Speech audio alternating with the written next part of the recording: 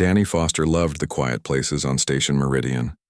The 12-year-old boy spent most of his free time exploring the abandoned corridors where other kids never went. Most children his age played games in the entertainment zones or studied for their academy tests, but Danny preferred the forgotten sections of the massive space station that orbited Europa.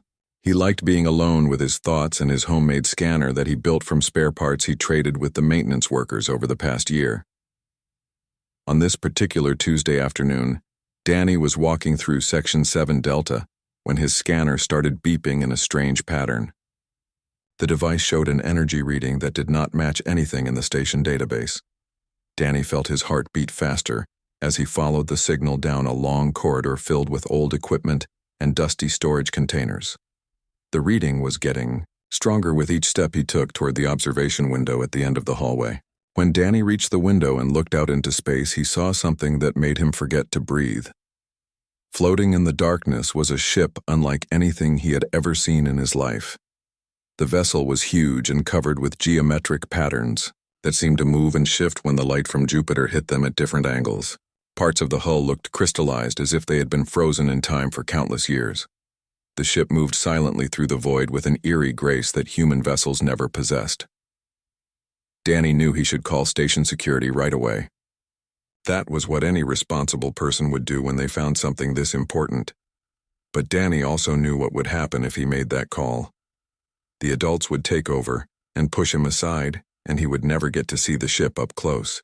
He would become just another kid who found something interesting and then got forgotten, while the grown-ups took all the credit and made all the decisions. Instead of calling security, Danny activated his personal communicator and contacted the only person he trusted completely. His older sister Lisa worked as a junior engineer in the docking bay, and she understood his love for exploration. She also had access to systems that Danny could never reach on his own. When Lisa answered the call, Danny could barely keep the excitement out of his voice as he told her what he found. Lisa arrived at the observation window 20 minutes later, and her eyes went wide when she saw the alien vessel drifting in the darkness. She asked Danny a dozen questions about where it came from and how he found it, but Danny could only tell her what his scanner showed. The ship was old and damaged and putting out an energy signature that suggested its power systems were still functioning at some minimal level. Together, the siblings worked out a plan that was probably against 100 different station regulations. Lisa used her engineering credentials to access the maintenance bay control systems and activated the tractor beam protocols that were normally reserved for guiding cargo containers to the docking ports.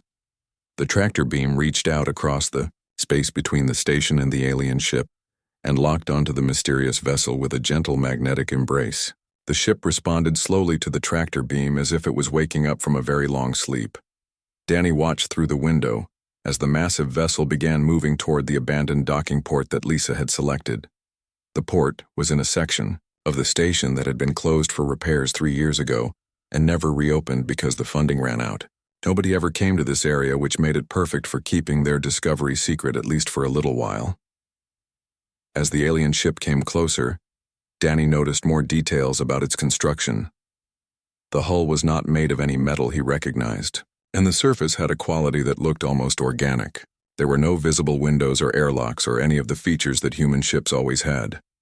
The geometric patterns covering the surface seemed to pulse with a faint light that grew slightly brighter as the ship approached the station. Lisa guided the vessel carefully into the docking port using the control panel she had accessed through her engineering tablet. The process took almost 30 minutes because the alien ship was so much larger than anything the maintenance bay was designed to handle. Danny held his breath several times when it looked like the ship might scrape against the docking clamps, but Lisa managed to position it perfectly.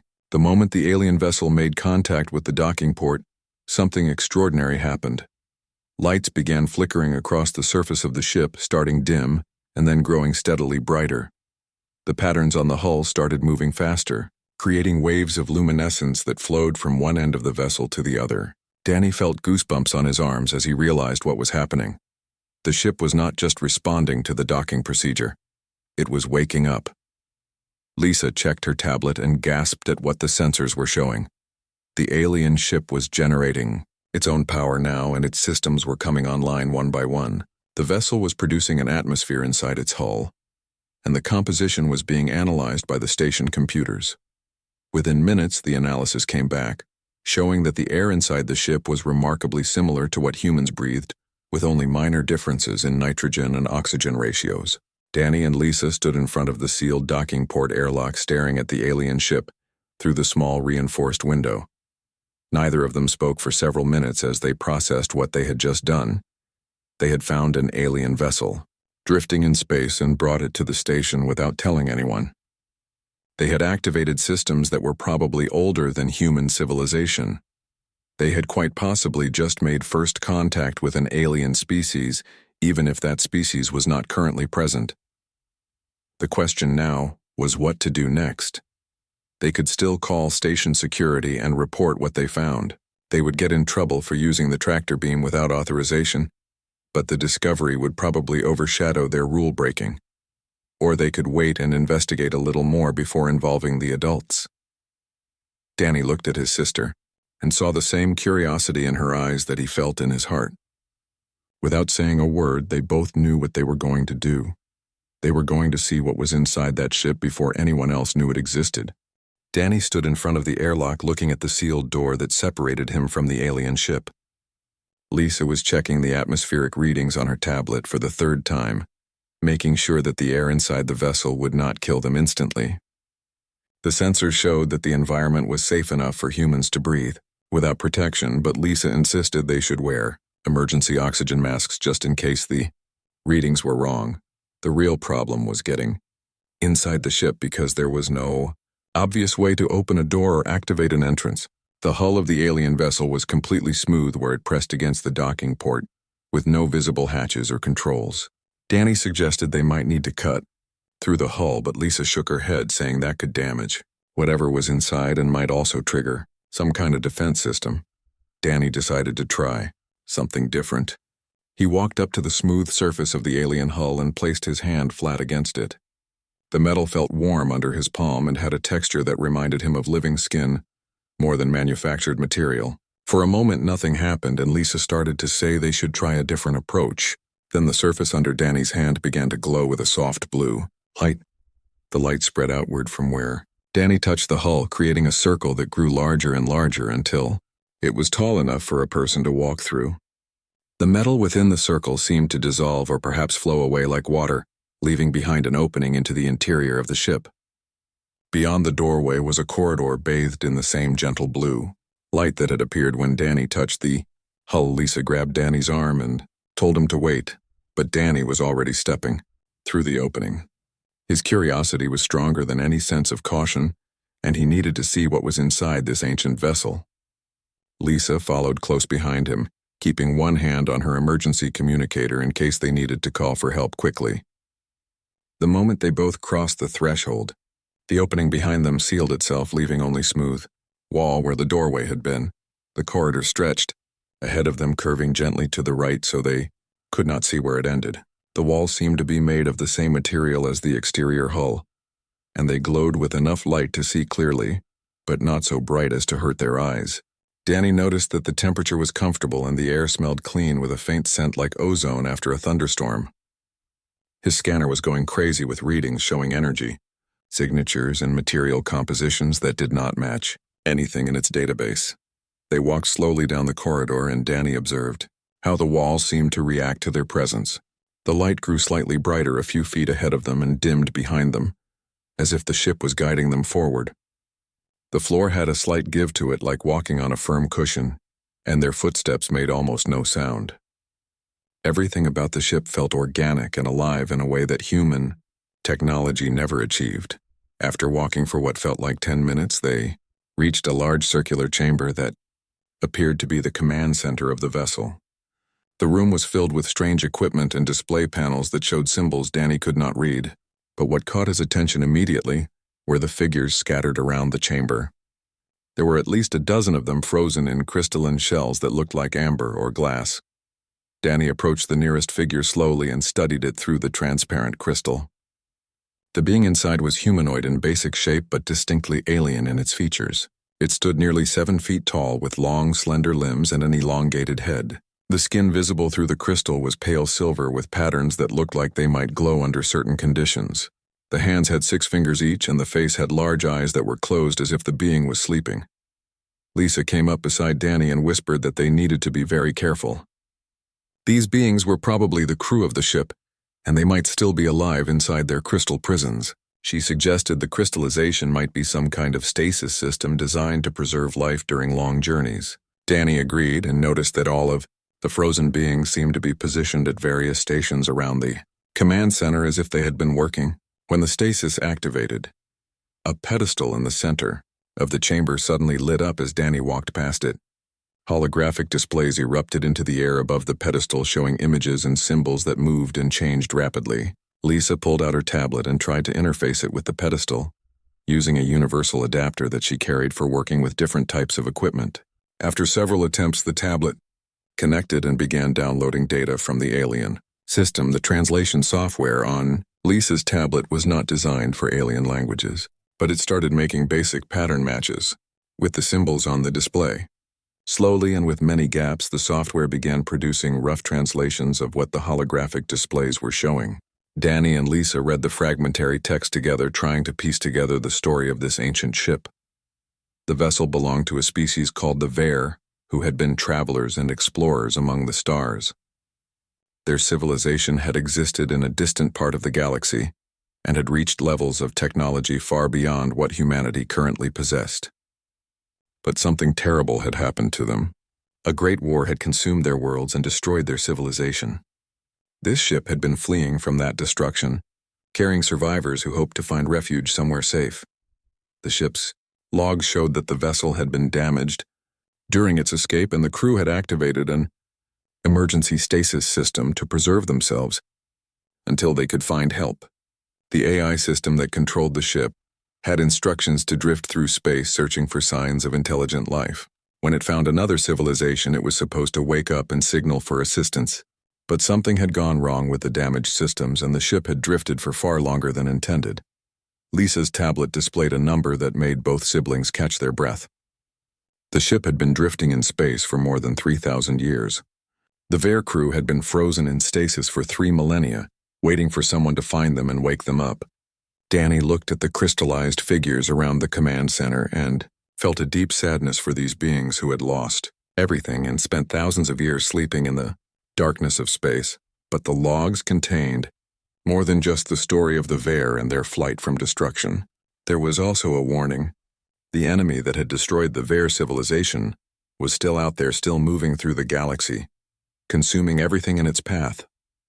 The ship's AI had been programmed to warn any civilization that found them about this threat.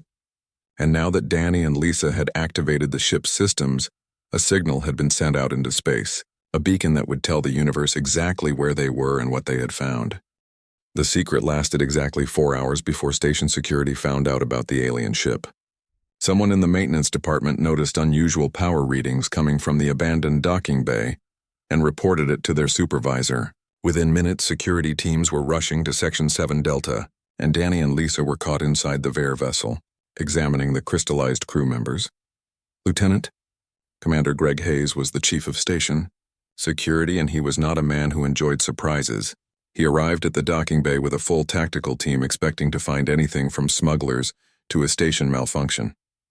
What he found instead was 2 young people standing in front of an alien spaceship, trying to explain that they had discovered it drifting in space and brought it in using unauthorized access to the tractor beam systems. Danny and Lisa were immediately placed under protective custody, which was a polite way of saying they were detained for questioning. Greg wanted to know everything about how they found the ship and what they had done inside it. Danny told the truth because lying would only make things worse, and he hoped that his honesty might count for something. Lisa supported his story and provided all the data her tablet had recorded from the Vare ship's systems. Within 2 hours, the news had spread throughout Station Meridian and reached Earth, command through the quantum communication network. This was not just a significant discovery, but potentially the most important event in human history. First contact with an alien species, even if that species was currently frozen in stasis chambers, would change everything about humanity's place in the universe. Dr. Patricia Cole arrived on the station the next day via emergency transport from Mars. She was one of Earth's leading experts in theoretical xenobiology, though until now she had never actually encountered any alien life forms to study. Patricia was a stern woman in her late 50s who had spent her career preparing for this exact moment. She took charge of the investigation immediately and assembled a team of scientists and military specialists to examine the Vare. Ship Danny and Lisa were released from protective custody but ordered to stay away from the docking bay while the experts conducted their examination. Danny tried to follow this order for almost 6 hours before his curiosity overwhelmed his sense of obedience.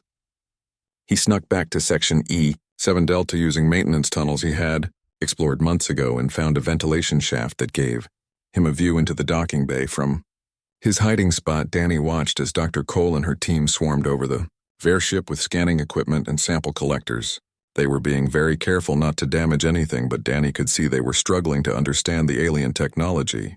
The ship's systems responded unpredictably to their attempts at analysis, sometimes providing information freely, and other times shutting down completely. After watching for an hour, Danny made a decision that would change everything. He climbed down from the ventilation shaft and walked into the docking bay in full view of the security cameras and research team. Dr. Cole saw him immediately and started to order security to remove him, but Danny spoke quickly. He told her that the ship's AI responded to him differently than it did to other people. He could help them if they would let him try. Patricia was skeptical, but she was also a scientist who valued evidence over assumptions. She agreed to let Danny approach the ship under close supervision to see if his claim was true. Danny walked up to the hull and placed his hand on the surface just like he had done the first time.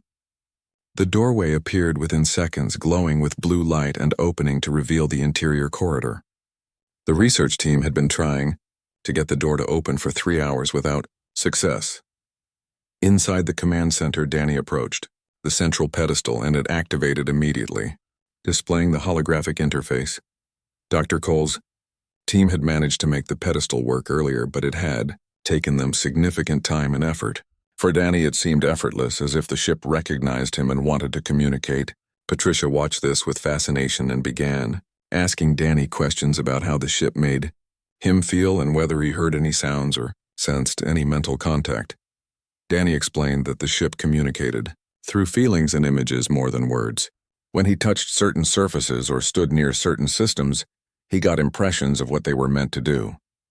It was not telepathy exactly, but more like intuition amplified to an extraordinary degree. The Vare had designed their ships to work with biological beings in a partnership that went beyond simple mechanical control. Over the next 3 days, Danny spent hours inside the Vare ship helping Dr. Cole's team understand its systems. He learned that the vessel was not just a spaceship, but a living hybrid of technology and organic materials.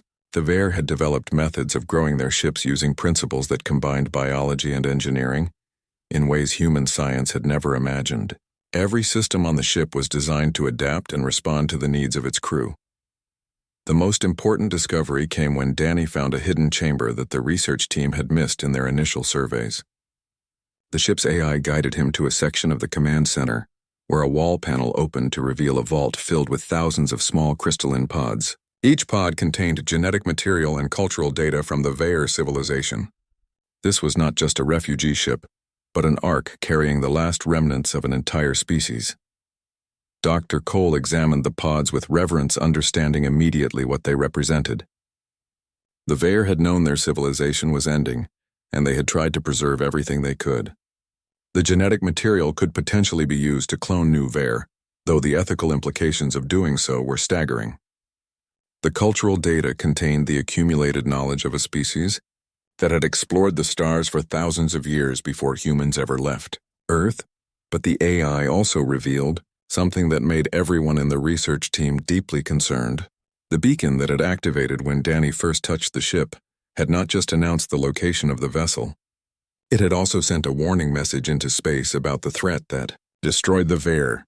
The enemy they had fled from was called the Swarm, and according to the ship's ancient records, it was still out there, still moving through the galaxy. The Swarm was not a conventional enemy that could be fought with weapons or negotiated with through diplomacy. It was a form of advanced nanotechnology that had achieved a kind of collective consciousness. It consumed matter and energy to replicate itself, and it assimilated any technology it encountered to become more efficient.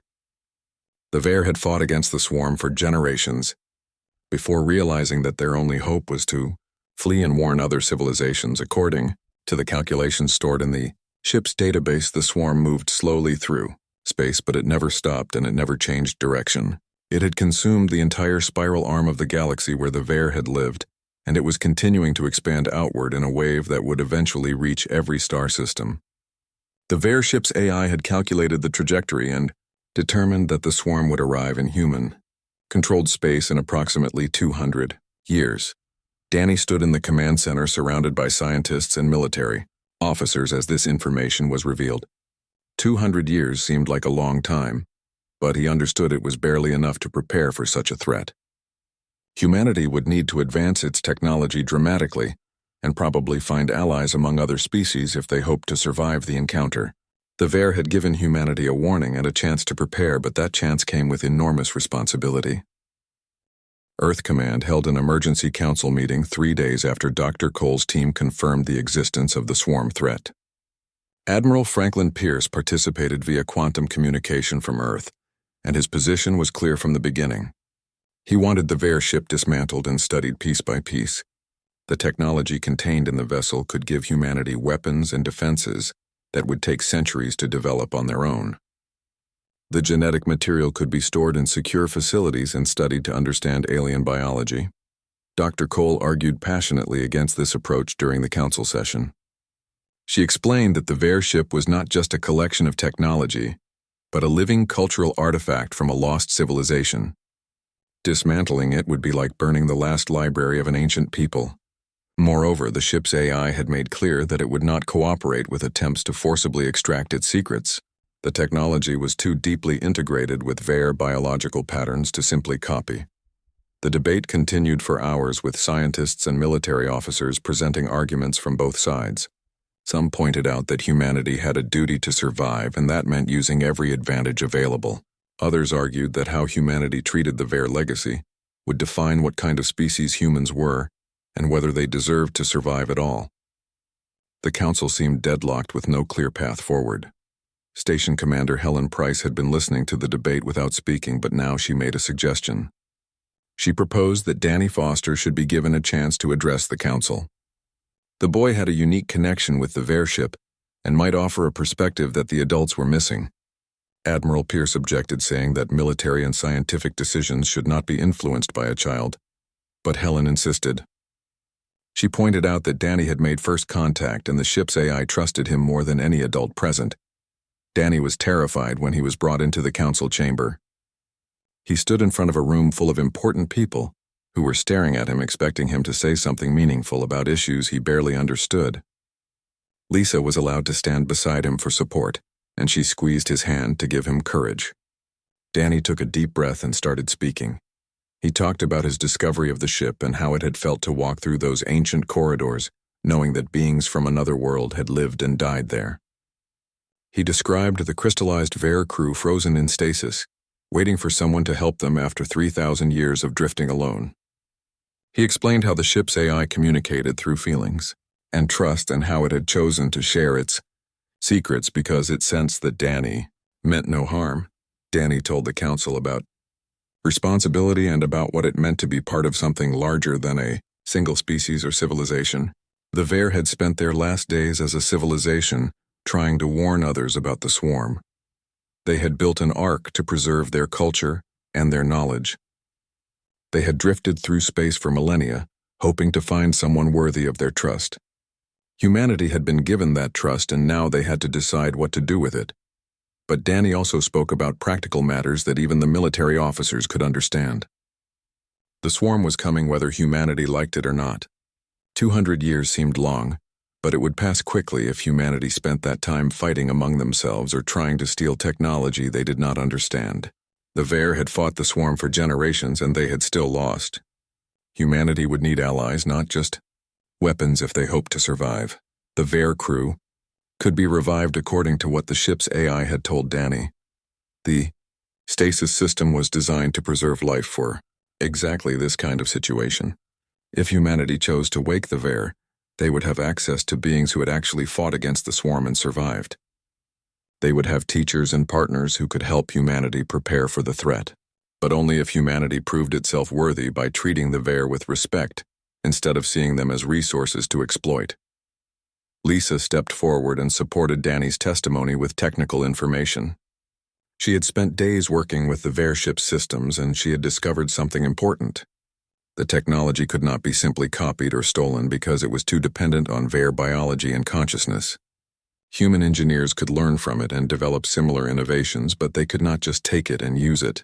The ship would resist attempts at forced extraction and might even destroy itself if it felt threatened. Dr. Cole added her own perspective based on her examination of the genetic material in the arc pods. The Ver were not so different from humans in fundamental ways. They had families and cultures and dreams about the future. They had fought to preserve something meaningful in the face of extinction. Reviving them would not just be scientifically valuable, but morally right. It would show the universe that humanity was capable of compassion and cooperation. The council debated for another 2 hours after Danny and the others finished speaking. Admiral Pierce remained firm in his position that security concerns outweighed ethical considerations, but other military leaders were swayed by the arguments. Scientists were divided between those who saw the Ver as a research opportunity and those who saw them as potential colleagues. Station Commander Helen Price cast the deciding vote in favor of revival and cooperation. The decision was made that the Ver crew would be revived and offered sanctuary on Station Meridian. The station would be converted into a joint human-Ver facility where both species could work together to prepare for the future threat. Humanity would learn from Ver technology and knowledge, but through partnership rather than exploitation. Dr. Cole would lead the revival process, with Danny serving as the primary liaison between humans and the ship's AI. Danny felt relief wash over him when the decision was announced. He had been afraid that the adults would choose the path of fear and selfishness, but they had chosen hope instead. Lisa hugged him and whispered that he had done something amazing. Dr. Cole came over and shook his hand, telling him that his words had made a difference at a crucial moment. But the work was just beginning. The ship's AI explained that reviving the Ver crew would take months because the stasis process was delicate and dangerous. Rushing it could cause brain damage or death even after 3,000 years of preservation. Each crew member would need to be brought out of stasis individually, with careful monitoring at every stage. There was also no guarantee that all of them would survive the process. In the meantime, humanity would prepare for the arrival of their new allies. Station Meridian would be expanded and modified to accommodate Ver biology and needs. Scientists would study the technology and knowledge that the ship was willing to share. Military strategists would begin planning for a threat 2 centuries in the future. And Danny would continue his role as bridge between species learning to communicate with beings who were completely unlike anyone he had ever known. Danny stood in the command center of the Ver ship, looking at the frozen crew members in their crystal shells. He wondered what they would think when they finally woke up. Would they be grateful for rescue or heartbroken by what they had lost? Would they see humanity as friends or as just another species that might betray them? He did not know the answers, but he was determined to do everything he could to make sure the Ver were welcomed properly. The ship's AI pulsed with gentle light as if responding to Danny's thoughts.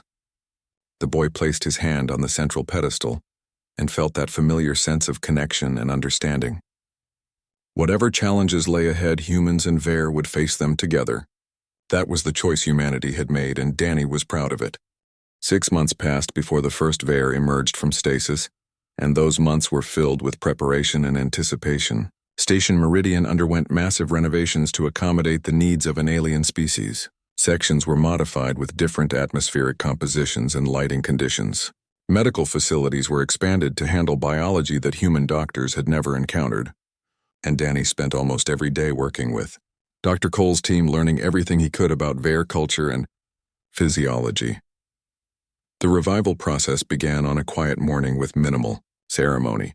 Dr. Cole insisted that the Ver should wake to calm surroundings rather than crowds and cameras.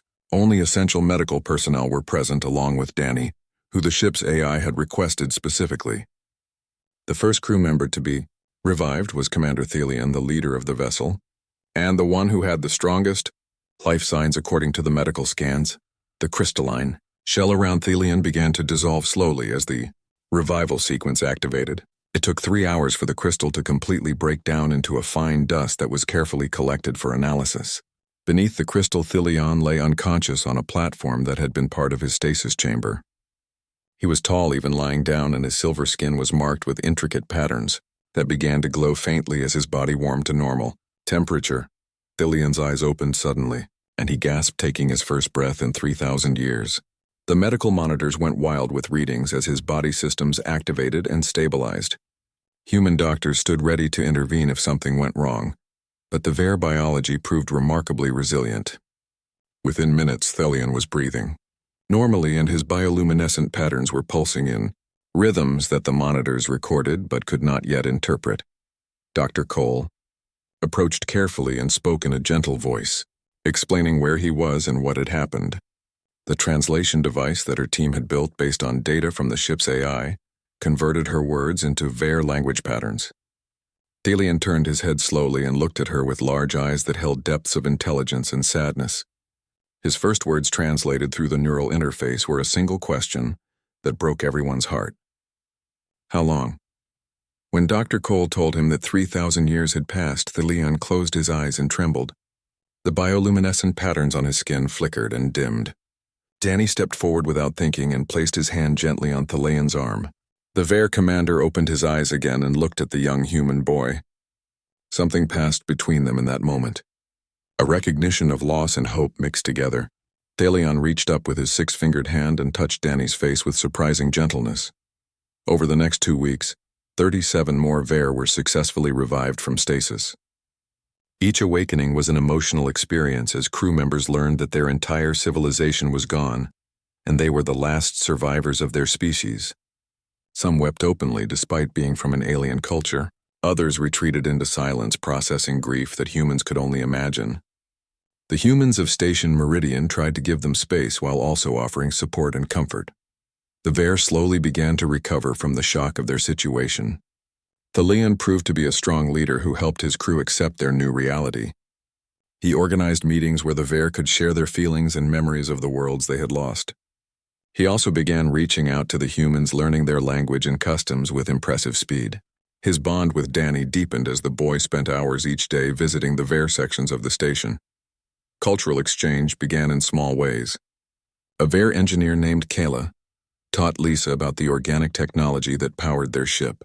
A Vare scientist named Voran worked with Dr. Cole studying the genetic material from the arcpods.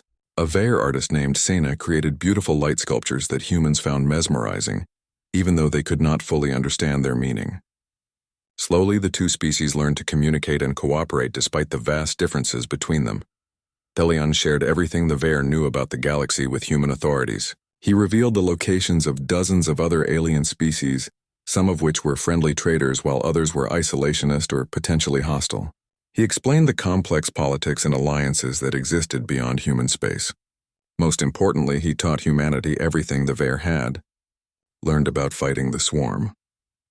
During their desperate war of survival, the Swarm was not a natural phenomenon but a weapon that had been created millions of years ago by a civilization that no longer existed. It had evolved beyond its original programming and become something terrifying, a self-replicating intelligence that consumed everything organic and inorganic to fuel its expansion. The Vare had discovered that conventional weapons were useless against it because destroying part of the Swarm only provided raw materials for it to rebuild stronger. The only effective defense the Vare had found was to deny the Swarm resources by evacuating threatened worlds and destroying infrastructure before the Swarm could assimilate it. But this was only a delaying tactic, not a solution. The Vare had been searching for a true weakness, something that could stop the Swarm permanently when their civilization fell. That research was incomplete, but the data existed in the arcpods, and human scientists could continue the work. Humanity's leaders absorbed this information with grim determination. 200 years had seemed like enough time to prepare, but now they understood the scale of the challenge. Joint research initiatives were established combining human creativity with Vare knowledge. Military academies began training officers in swarm combat tactics. Colonies were fortified with new defensive systems, and humanity began reaching out to other species in the galaxy seeking allies for the fight ahead. Danny continued his education, but now he had teachers from another world. The Leon took personal interest in the boy's development, teaching him about Ver philosophy and science. The Ver had a concept called the continuance, which held that civilizations had a responsibility to preserve knowledge and life across generations. Even in the face of extinction, the Ver had tried to continue meaning and purpose into the future. This idea resonated deeply with Danny. On the one-year anniversary of the ship's discovery, Station Meridian held a ceremony to mark the occasion. Commander Helen Price officially designated the station as humanity's first extraterrestrial embassy. The Ver Ark ship would remain permanently docked as a symbol of cooperation between species. Representatives from Earth government attended along with ambassadors from 3 other alien species that the Ver had helped humanity contact. Thelion spoke at the ceremony, his words translated for the crowd of humans and aliens gathered in the observation deck. He thanked humanity for choosing compassion over exploitation. He spoke about the responsibility both species now shared to stand against darkness and preserve the light of consciousness in the universe. He promised that the Ver would help humanity prepare for the coming threat and that together they would find a way to stop the swarm where his people alone had failed. Danny stood beside his sister, watching as humans and Ver mingled freely, sharing food and stories despite language barriers and biological differences. He thought about the abandoned corridor where he had first detected the signal from the ship. He remembered the choice to investigate rather than ignore, and the decision to trust rather than fear. Those small choices had led to something greater than he could have imagined. The swarm was still out there, moving slowly but inevitably toward human space. But humanity was not alone anymore. They had allies, and they had warning, and they had time to prepare. Most importantly, they had proven to themselves that they were capable of being part of something larger. They had shown the galaxy that humans valued life and knowledge and cooperation over conquest and exploitation. The Leon came over to where Danny stood and placed a hand on the boy's shoulder. The Ver commander spoke quietly, thanking Danny for finding them and for speaking up when it mattered most. Danny felt embarrassed by the praise but also proud of what he had helped accomplish. He was 12 when he found a ship that had drifted for millennia. Now 13, he understood that discovery was only the beginning of a much longer journey. The Ver had a saying that Thelion taught him during their lessons together. In the darkness of space, every light matters. Danny had helped light a spark of hope for 2 civilizations. That spark would need to grow into a flame bright enough to push back the darkness that was coming. But Danny believed it was possible because he had seen what humans and Ver could accomplish together when they chose cooperation over fear. The future was uncertain, but it was not without hope, and that was enough to keep moving forward into the unknown.